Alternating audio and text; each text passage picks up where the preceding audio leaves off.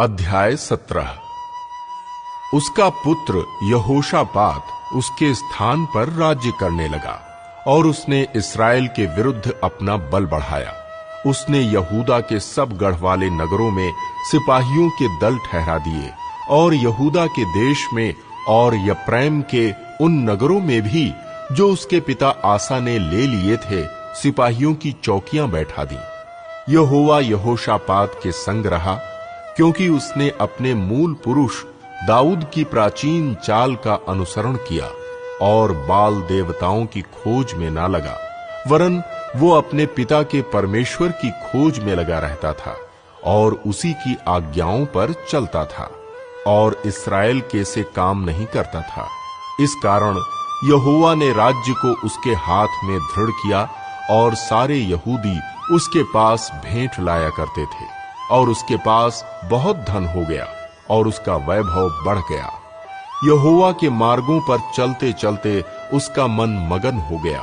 फिर उसने यहूदा से ऊंचे स्थान और अशेरा नामक मूर्तें दूर कर दी। उसने अपने राज्य के तीसरे वर्ष में बेनहैल, ओबद्याह, जकर्याह, नतनेल और मीकायाह नामक अपने हाकिमों को यहूदा के नगरों में शिक्षा देने को भेज दिया।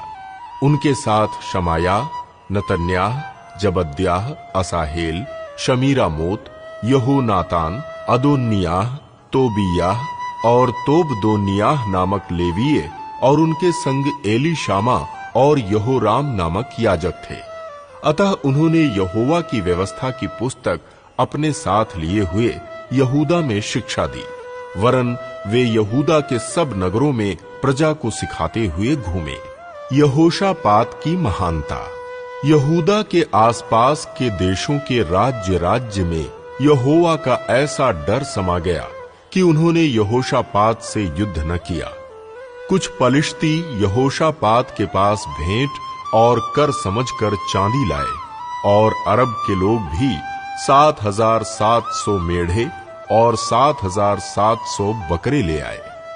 यहोशापात बहुत ही बढ़ता गया और उसने यहूदा में किले और भंडार के नगर तैयार किए और यहूदा के नगरों में उसका बहुत काम होता था और यरूशलेम में उसके योद्धा अर्थात शूरवीर रहते थे।